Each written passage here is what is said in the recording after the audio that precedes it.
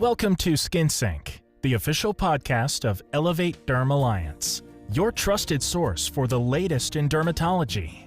Join our hosts for real clinician perspectives and expert guest insights as they explore everyday dermatology topics with practical takeaways. Stay informed with up-to-date clinical information and discover strategies to improve practice flow and efficiency.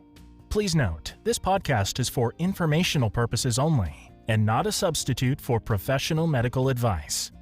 Always consult a licensed healthcare provider before making medical decisions. Clinicians must rely on their own judgment and training in all patient care situations. Welcome to another live filming of the Skin Sync podcast. Thank you all so much for being here.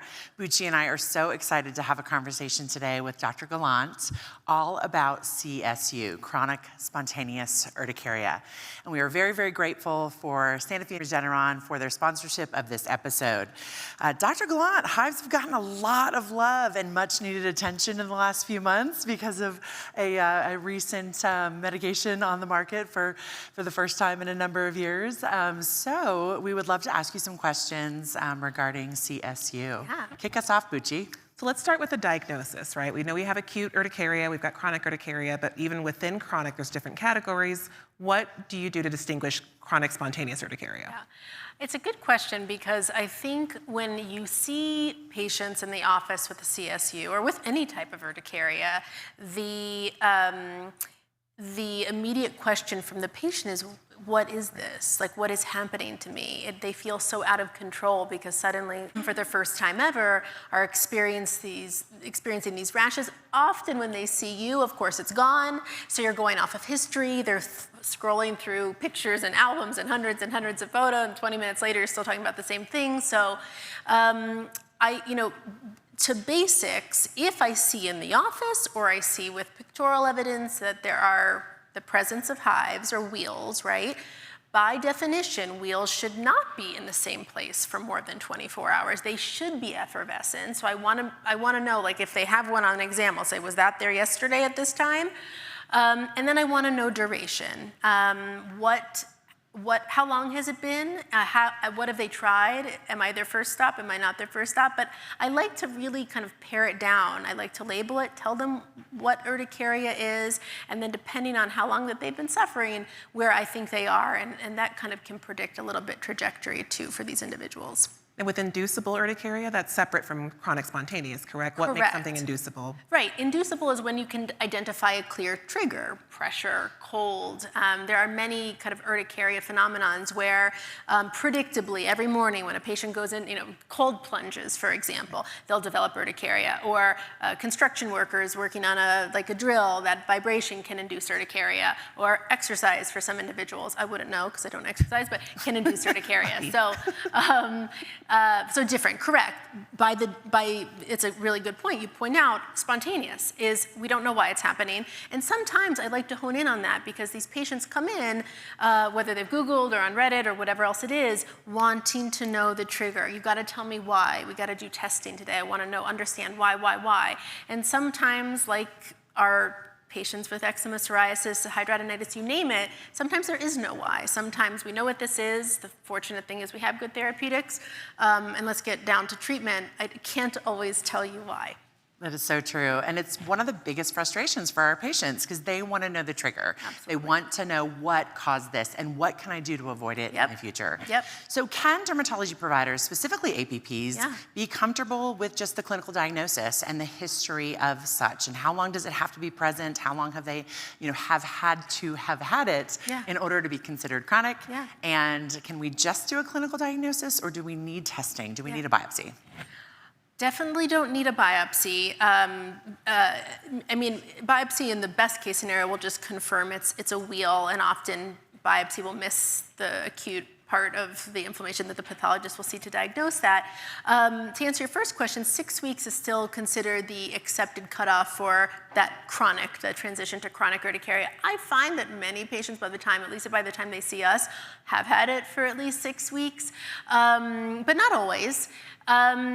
I think I see a lot of parallels in CSU that I saw in prurigo nodularis and that we've seen in other conditions, where there is this desire, sometimes fueled by the patient, to get to the root cause or to exclude other very uncommon esoteric things. And that can get patients trapped in very unproductive cycles of testing and testing and testing, whether it's with dermatologists, allergists, or sometimes they go outside and start seeking really kind of out there things like mold testing and really truly things that they waste a lot of money doing. I am so passionately against that for any disease state, because what that does is delays patients' access to treatment. So I say, why don't we treat what we see today? You can pursue testing. You know, I can refer you. I don't do much advanced testing for CSU, but when I feel like a referral needs to be made or they want one to be made, I'll make it. But let it not delay getting you relief and treating you appropriately. So you kind of answered my question. So extensive testing really is not necessary. Not necessary. And that's backed up by the guidelines that we have too. Right. The guidelines are recommending against this kind of obsessive excluding other diagnoses that are so much less common than CSU. And I think part of the success of that is being upfront with the patient, saying, even when I've seen it, patients spend thousands, tens of thousands of dollars going from naturopath to physician and in between, oftentimes we're not finding the answer. And if you find a positive allergen to something or mold in your house, that does not mean it's the cause of the trigger of your CSU. It often isn't. It's kind of one of those, I don't have a crystal ball, unfortunately. If I did, it would be very different. But we have to kind of treat based on the facts that we have today. Do you think that giving the patient those guidelines, or at least explaining the Quad AI guidelines, the asthma, allergy, and immunology guidelines to them, does that give them the reassurance that they need to not seek out further testing, or are they still going to seek it out anyway and get themselves frustrated?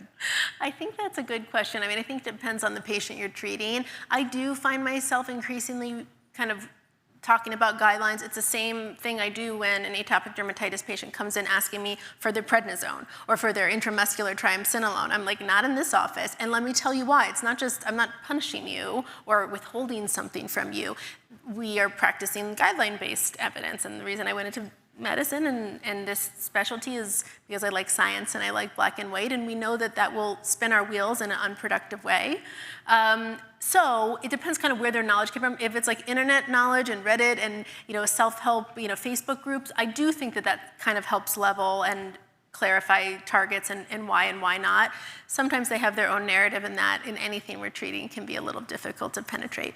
Right. Yeah. Let's talk about angioedema, because oftentimes CSU patients will present with angioedema, and even to this day, I get slightly terrified. Sure. Like, is there airway compromise? Are these patients going to be anaphylactic? Yeah. So how, at what point do you decide if it's concerning or not? Yeah, we know in the presence of CSU, so if it's just angioedema, it's kind of a separate story, but in the presence of CSU, meaning you've made the diagnosis of CSU or there's confirmed hives, and this is a patient who you're working with in that construct, we know within that context, the presence of angioedema is not a harbinger for laryngeal edema. So it shouldn't panic you. Like it doesn't fundamentally change anything unless, like anything you see, unless there's something atypical about it or something, they have angioedema again and no hives, or there's something odd about their story. If there are alarm bells going off for you that this might not be CSU or it might be something different, then of course it's a good time to pause and refer out as necessary. But the presence of angioedema within CSU, fortunately, from the data we know, doesn't fundamentally change that. It's in like a fork in the road from a management perspective or a diagnosis perspective. So what is your approach to the newly diagnosed CSU patient, somebody who's come to see you for the first time, incredibly frustrated, they want to know what this is, what caused it, what do you start first, and how quickly do you progress to putting them on a biologic? We're kind of rewriting this whole story in the same way we did in atopic dermatitis and 20 years ago we did in psoriasis, where we, until very recently, didn't really have many options, certainly not many options that dermatologists felt comfortable with. And I think certainly for like a treatment-naive CSU patient who's not tried an antihistamine and a proper antihistamine regimen, certainly that's still a starting point. That's generally, I mean, everybody does their cocktail differently, but it's above the standard dosing of these are all OTC antihistamines, whether you're mix and matching or doing a sedating and non-sedating, up to 2, 3, you can go up to 5 times a day with these. So I want to know that they've done it and that they've done it in a way that I feel like they've really done it, right? So we'll give a trial, sometimes we'll bring them back, we'll tweak a trial, but the intervals between these trials aren't months. It's like the equivalent of giving someone triamcinolone and then coming back and giving mometasone and no, now you're going to get fluocinolone. It's at some point becomes clear that this is not a patient that's well controlled, or if they're late on their antihistamine even by a bit, they're having symptoms come back, or maybe they're not tolerating their antihistamine at the level that they need to control their symptoms. Then I'm very kind of upfront and early having a discussion of our advanced therapies that we have now approved for CSU. Obviously the newest one being dupilumab, and then prior to dupilumab, omalizumab. Because there was a shift that seemed to happen in dermatology, when did CSU become more of an immunology issue? When did it leave dermatology? And is it kind of time for us to kind of take that back and take ownership again? Yeah, I love that question. I have to think that the shift happened when omalizumab was approved, right, which was around 2014, because we know that omalizumab has a risk of anaphylaxis and has to sometimes be given in settings that are unfamiliar to dermatologists in terms of monitoring and, of course, side effects that we don't. No, not many dermatologists want a crash cart in their office, which I completely understand. So I think that is, at least in my memory, kind of where I saw the shift. And it's not surprising that it's usually our allergy immunology colleagues that are more used to, just part of their training and I think their education, doing a lot of testing. They're very immunology based. And so I'm not surprised that there's this expectation that, okay, I have this, I have to go get testing, and that many of them will end up on omalizumab. I think with the availability of dupilumab, we are going to see, I hope that it's kind of like a take back CSU. I hope that this becomes a condition, even if nothing else, even it's just a starting point, as like, you're here in my office, I know this therapy so well, it's in my fridge. Why don't we use this as a starting point if you've kind of exhausted your antihistamines? And then of course there are going to be patients, there's no one drug for every patient that you're going to need to refer out, and then you use your resources that are at hand. And I think from there's probably a variety of people in different stages of practice from a disease state perspective that also creates unique opportunities where CSU, unlike things that are kind of have been hotter for a while, like atopic dermatitis, psoriasis, et cetera, that are kind of more saturated. I think there's unique opportunities to really own this space, to become an expert in this space, to become really familiar with managing these patients. And that opens up, opportunities if you want them for industry engagement, clinical trials, et cetera. Excellent. So you heard it here first. We are officially taking back CSU. It is now officially back in our labs and back in the derm space where it should be. Yep. So Dr. Golant, we just cannot thank you enough for your time, and thank you for being here and shedding light on this disease, which needs a lot of love. Yes. And maybe it needs a few good men and women out there, all of you, I'm speaking to you in the audience right now, get comfortable with this, get comfortable with diagnosis of it, get comfortable with this wonderful, safe option for our patients. And let's take back CSU and get our patients feeling better. And thanks again to our sponsor, Sanofi Regeneron, for helping us out today. We appreciate this. Dr. Golant, you've been a pleasure. Thank you so much. Thank you.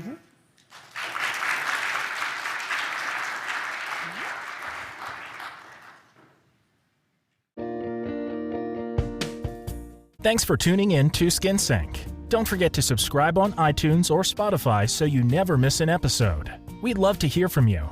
Send your topic ideas to admin@elevate-derm.com. If your suggestion is featured in a future episode, you'll receive complimentary registration to one of our upcoming conferences. To explore more of Elevate's educational and career resources, visit elevate-derm.com.